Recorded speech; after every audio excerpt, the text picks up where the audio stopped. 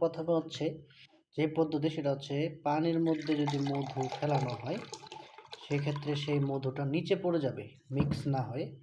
এটা তো আমি 1 চামচ মধু নিচ্ছি এখানে এবং এখানে পানি নিয়েছি, তো আমি এটাকে পানির মধ্যে ফেলছি। দেখতে পাচ্ছেন মধুটা কিন্তু নিচে পড়ে গিয়েছে, হালকা একটু মিশেছে আর বেশিরভাগটা কিন্তু নিচে পড়ে গেছে। দেখতে পাচ্ছেন নিচে ঘন হয়ে গেছে, তার মানে এটা প্রথম পরীক্ষায় পাস করেছে যে এটা নিচে পড়ে গেছে। দ্বিতীয়ত হচ্ছে 2 আঙ্গুল দিয়ে এইভাবে নিয়ে সেটাকে দেখা যেতে পারে এলাস্টিকের মতো হচ্ছে কিনা। বেশি মার্ক পাবে না, 33 মার্ক পাবে হয়তো, একটু যেহেতু লাগতেছে তো 33 মার্ক পাবে, বেশি বড় হচ্ছে না।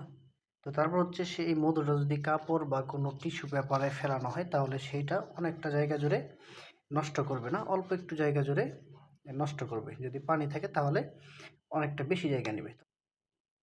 এখানে 1 ফোঁটা ফেলে দিলাম, তবে খুব একটা তুলনামূলক বেশি নেয়নি, এটুকুই শুধু। এইভাবে মূলত মধু পরীক্ষা করা যায়। আর কোনো পদ্ধতি থাকলে আপনারা জানাবেন।